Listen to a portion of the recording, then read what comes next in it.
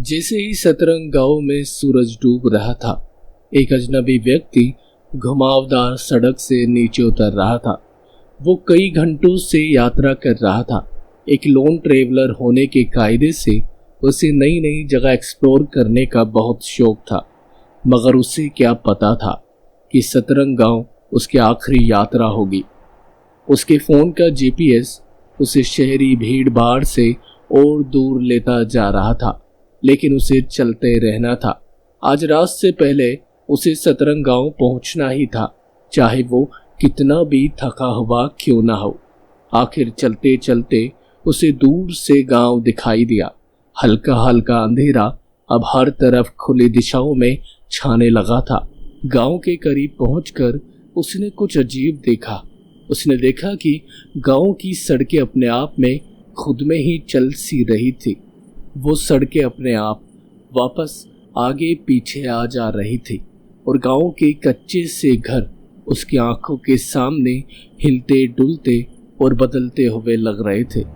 उसने अपनी आंखें साफ की, ये सोचकर कि ये सिर्फ थकान की वजह से है, लेकिन जब उसने फिर से आंखें खोली तो गांव अभी भी हिल रहा था और घूम रहा था, मानो किसी लूप में फंसा हो। आखिर अपने दिमाग की एक पहली समझ वो इस गांव में दाखिल होने लगा।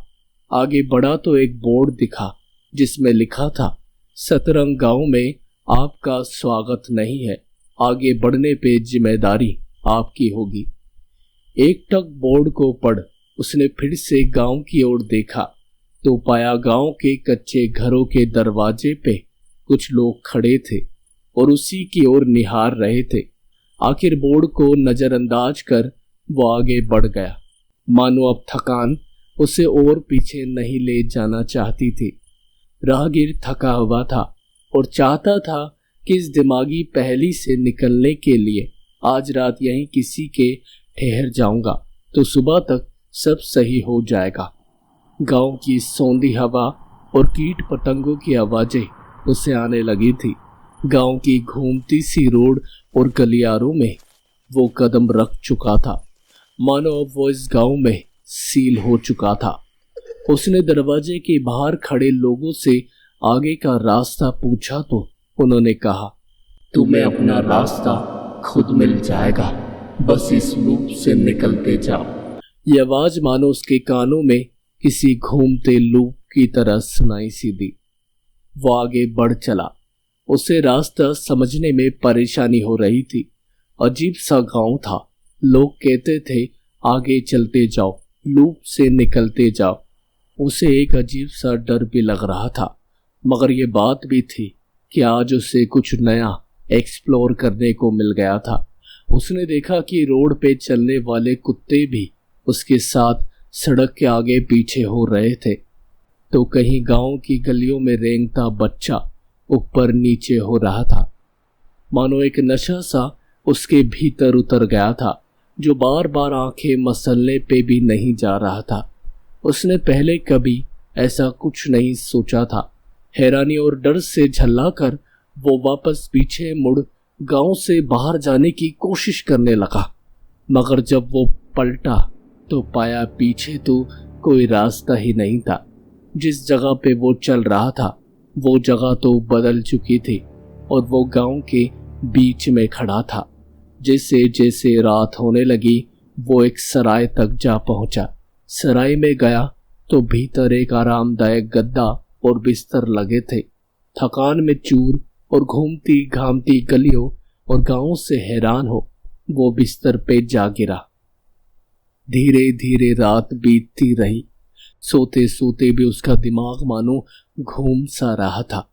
कभी उसकी नजरों के आगे बाहर लगा बोर्ड आने लगता जिस पे लिखा था, सतरंग गांव में आपका स्वागत नहीं है, आगे बढ़ने पे जिम्मेदारी। तो अगले पल उसकी बंद आंखों के सामने गांव के दरवाजे के बाहर खड़े लोग आ जाते। उनके चेहरों की हंसी बहुत ही अजीब और डरावनी सी लग रही थी।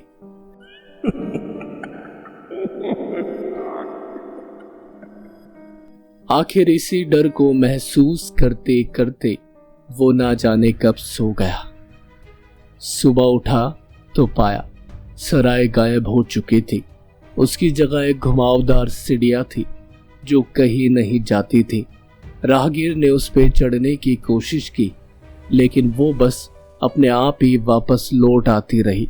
कैसे जैसे कोशिश करके वो सीढ़ियों से उतरकर नीचे की ओर गया और दौड़कर एक दरवाजा खोलकर बाहर की ओर जा लुढ़का। बाहर का नजारा देखा तो बैठा का बैठा रह गया। हे भगवान, ये मैं कहां फंस गया? पूरा गांव धूप से चिलमिलाया। हर तरफ से केवल घूम ही रहा था। हर घर और कस्बा, हर गली, जहां तक कि जानवर भी इधर से उधर सड़क के साथ चिपके घूम ही रहे थे। घर यहां से वहां, आगे पीछे सड़क और शिफ्ट हो रहे थे। वो खुद जमीन पे बैठा बैठा कभी ऊपर चला जाता तो कभी दीवार पे चिपकी छिपकली की तरह दीवार पे बैठा होता। उसे समझ आ गया था कि बाहर जाने का रास्ता उसे अब ढूंढने में जन्मों बीत जाएंगे। ये एक ऐसा गांव था जहां से निकल पाना किसी भूल भुलैया से कम नहीं था। ना जाने कितने घंटों वो गांव में यहां से वहां जाने में ही लगा देता। ना जाने कितने लोग एक एक घर के बाहर अपनी मायूस सी नजरें लिए खड़े नजर आते, तो कुछ सड़कों पे आम आदमी की तरह घूम रहे होते, मानो किसी को भूख प्यास की फिक्र नहीं। सब बस रह रहे थे वहां, सालों से, महीनों से, दिनों से। और उन्हीं में एक राहगीर ये भी था जो फंस गया था इस सतरंग गांव में। उसे समझ नहीं आ पा रहा था कि आखिर इस गांव से निकलना कैसे है। लोगों के मुंह मानो खामोशी और उलझनों से सिल दिए गए थे। किसी के पास जवाब ना था इस गांव से फिर वापस निकल पाने का। वो सड़कों पे भटकता रहा, यहां से वहां, वहां से यहां। पैटर्न समझता रहा कि किस दिशा में कौन सी सड़क कब घूमती है, कौन सा घर किस तरफ चला जाता है। बाहर निकलने का रास्ता ढूंढने की कोशिश करता रहा, लेकिन हर दरवाजा खोलने पे उसे और भी ज्यादा घुमावदार रास्ते ही नजर आते। अजीब सी शक्लें लिए गांव के कुछ लोग मायूस, तो कुछ हंसते हुए, तो कुछ घबराए से गांव में भटकते नजर आते। जैसे जैसे दिन बीतते गए, रात से दिन, दिन से रात, मानो वो राहगीर पागल सा हो गया। ये लोप उसके भीतर एक गड्ढा सा किए जा रहा था।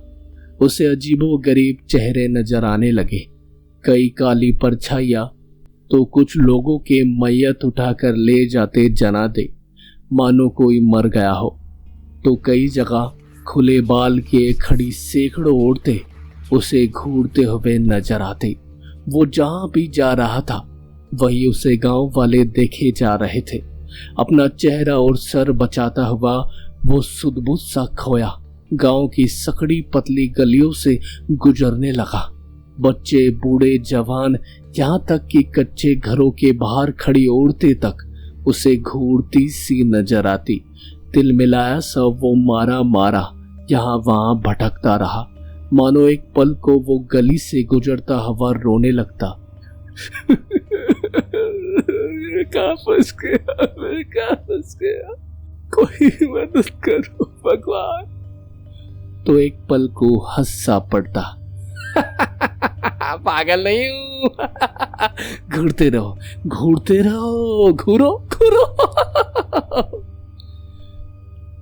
घूमती सड़कें, घर, लोग, कस्बे, जानवर मानो उसके गले में फंदे की तरह और भी ज्यादा कड़े होते जा रहे थे।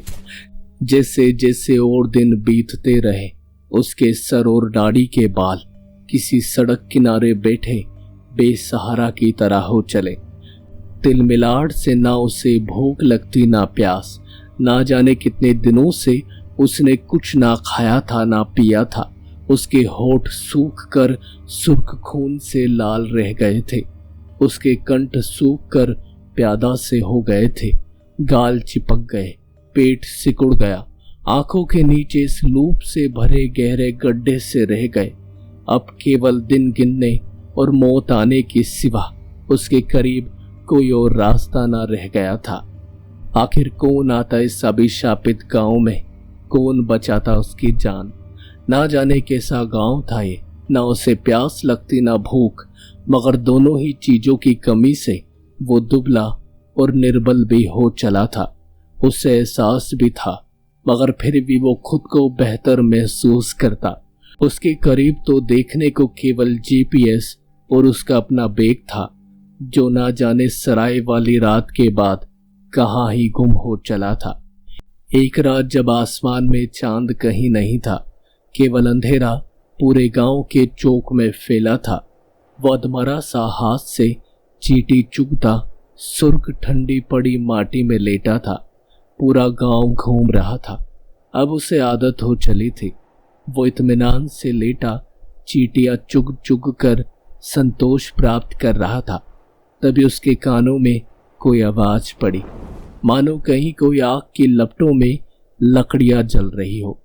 लकड़ियों के जलने की चर चर सी आवाजें उससे आने लगी। एक पल को अपने कान लगा सुनते हुए वो उठकर बैठ गया। ये कैसी आवाज है?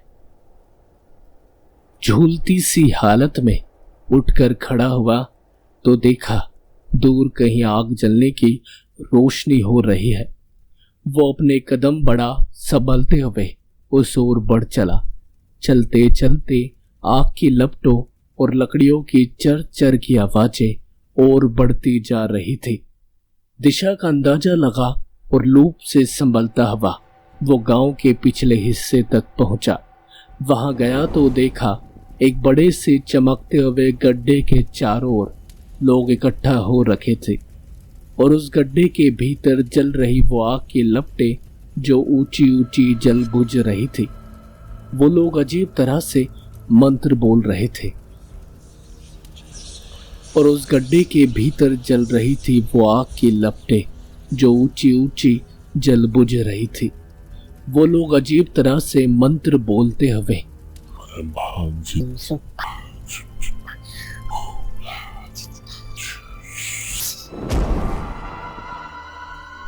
एक एक इंसान को उस आग में धक्का मारते हुए झोंक रहे थे और जैसे ही वो एक इंसान झोंकते, तेज आवाज के साथ आग और भभक पड़ती और दहलती चीख मारते हुए इंसान आग की लपटों में समा जाता। ऐसा नजारा देख उसकी आंखें फटी की फटी सी रह गई। सुर्ख गले में मानो उसने थूक की जगह सूखी मिट्टी से निगल ली। उसके पैर कांपने लगे।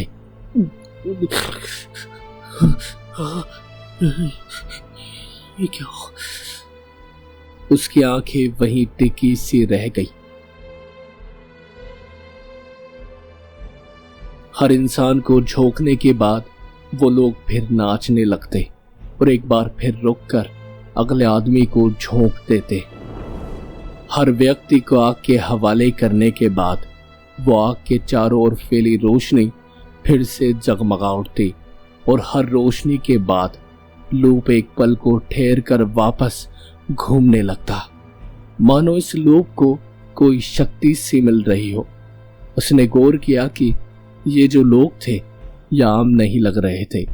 ये कुछ अजीब ही तरह के लोग थे, मानो इस लूप के कई राज जानते थे। भला गांव वाले क्यों उनके पास लाश की तरह खड़े और नाच रहे हैं? सोचकर वो जैसे ही समझने के लिए आगे बढ़ा, सभी लोग एक जगह रुक से गए और एक साथ पीछे मुड़कर देखने लगे। राहगीर ने देखा कि जैसी रोशनी आग के चारों ओर घेरा बनाए से थी, वही रोशनी वहां खड़े हर एक इंसान की आंखों में चमक रही थी। मानो एक वश जो उन लोगों के भीतर समा चला था, एक वहशीपन जो लोगों को आग में झोंकने के बाद भी उनके चेहरे पे मुस्कान सी लाए हुए था। तभी उन लोगों के मुंह से आवाज आई, तुम सतरंग को कभी नहीं छोड़ पाओगे। जब भी आओगे हमेशा के लिए यही फंस कर रह जाओगे।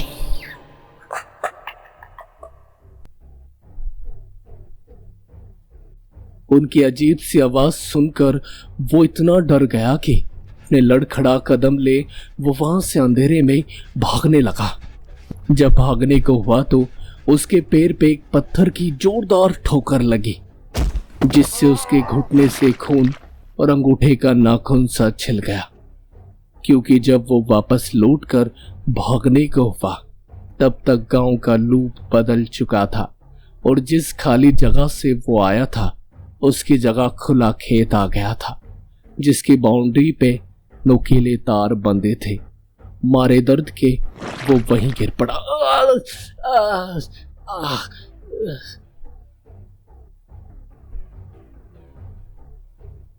कमजोर होती उसकी आंखें और सांसें। एक आखिरी बार उसने तेजी से घूमते हुए लूप को महसूस किया। पूरा खेत और गांव मानो तेजी से उसकी नम होती आंखों के आगे घूमने लगा। उसकी सांसों का निचोड़ मानो पूरे गांव के रूप में उसके सामने घूमने लगा। आखिरकार अध खुली आंखों में समाये इस तेजी से घूमते लूप को लिए वो वहीं शांत हो गया और एक गहरी नींद में समा गया। आंखें बंद होने से पहले उसके मन में केवल एक बात आई। वो अब हमेशा के लिए सतरंग गांव के इस अभिशापित लूप में फंसकर किसी जीते जागते बुरे सपने में रह गया, जिससे वो अब कभी निकल कर ना आ सकेगा।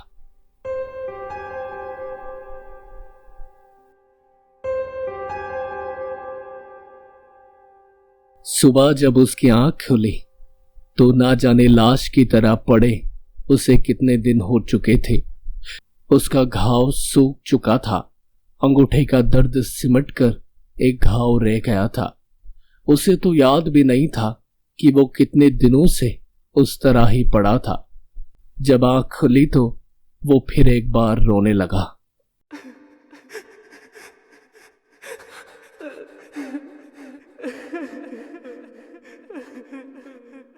उसकी अधकुली आंखों से सूख चुके आंसू बह रहे थे और उन आंसुओं के धुंधलेपन में उसे दिखाई पड़ रहा था वो घूमता हुआ गांव, जो अब उसे कभी रुकता ना दिखाई देगा।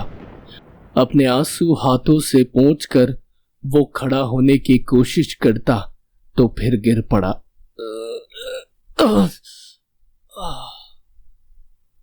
अब उसे सहारा चाहिए था, मगर भूख प्यास ना लगने के बाद भी उसे कहीं से भी पानी की बूंद तक नसीब ना हुई। और यूं ही भगवान को याद करते करते वो एक बार फिर गहरी नींद में समा गया। बहुत देर के बाद एक गड़गड़ाहट से उसकी हल्की सी आंख खुली। हर तरफ हल्का अंधेरा उसकी आंखों में समाया सा था। जब उसे होश आने लगा तो एहसास हुआ कि ये तो बादलों के गरजने की आवाजें हैं।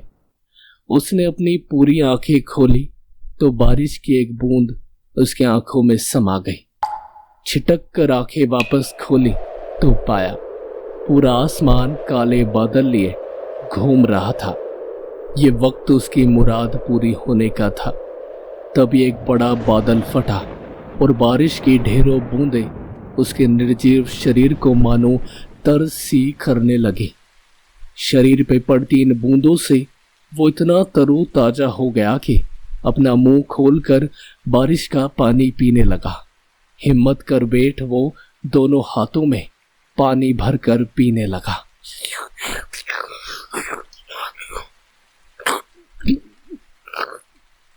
खुशी के मारे उसके आंसू भीग कर बारिश में बहने लगे।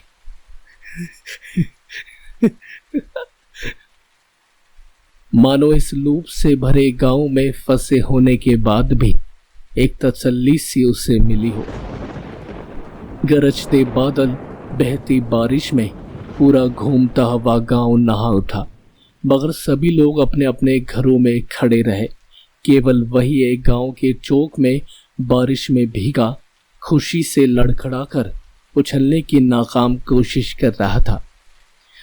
उसे संतोष था कि कम से कम पानी तो नसीब हुआ। जिस सराय में वो रुका था उसका रास्ता मिलते ही वो उसमें दुबक चला और वहां से एक मटकी बाहर लाकर उसमें बारिश की बूंदों का आखिरी पानी भर लिया। अब शाम भी अपना रंग बिखेरने लगी थी। वो अपनी सराय में लेटा था। बादल अब केवल हल्के हल्के गरज रहे थे। ठंड बढ़ चली थी। बारिश रुक गई थी। ठंडी सराय में मटके का ठंडा पानी ही केवल उसकी अधबुझी प्यास सी बुझा पा रहा था, जबकि उसे प्यास ना जाने कब से ना लगी थी। रात गहराती गई और वो अपनी सराय में लेटा लेटा सराय को देखता रहा। हर जगह लूप्स दिखाई पड़ रहे थे। ना जाने कब कौन सी जगह बदल रही थी। अब उसकी आंखों को आदत सी थी इस जगह की, इन लूप्स की। अब वो मान चला था कि ये सराय ही मेरा घर है और ये लूप्स उसकी दुनिया। वो जानता था कि मैं फंस चुका हूं। अब उसे कोई ढूंढने तो दूर, शायद याद भी ना रखेगा। मगर एक आखिरी मुसाफिर इस गांव में आने वाला वही था। उसने खुद को व्यस्त रखने के तरीके खोजने की कोशिश की, मगर उसके नसीब में नींद ही रही। उसकी हर कोशिश उसे लूप्स की ओर ले जाती। उसने एक किताब पढ़ने की कोशिश की और पढ़ते पढ़ते उसे हफ्तों गुजर गए। केवल वही एक किताब जो अपने अभिशापित पन्ने लिए बार बार अपने आप ही पलट जा रही थी, जिसे पढ़ते पढ़ते उसे दिन से हफ्ते गुजर गए और वही एक किताब उसकी कहानी सी रह गई। कोई उसे ढूंढने नहीं आया। हफ्ते महीने बने और महीने साल, मगर कोई नया शख्स उस गांव में ना लौट आया ना बाहर जा सका। मानो अब सतरंग गांव नए खोजियों के लिए एक बुरा सपना सा रह गया था, जिसमें जो भी गया सो लौट कर फिर कभी ना बाहर आया। सतरंग गांव जितना सतरंगी हुआ, रात के सन्नाटों में उतना ही अजीब और अंधेर हुआ।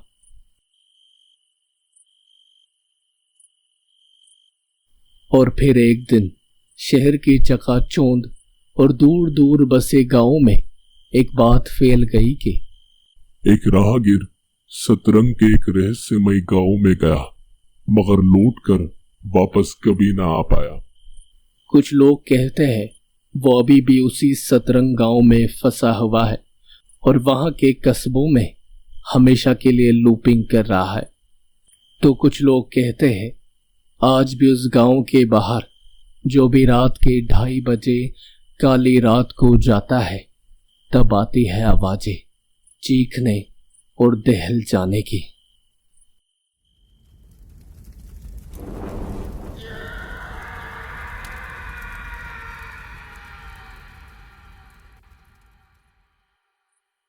लेकिन बात तो तय है, सतरंग गांव पागलपन की ऐसी जगह है जहां लूप्स कभी खत्म नहीं होते और अजीब भयानक चीजें हमेशा उसकी दीवारों में छुपी रहती है।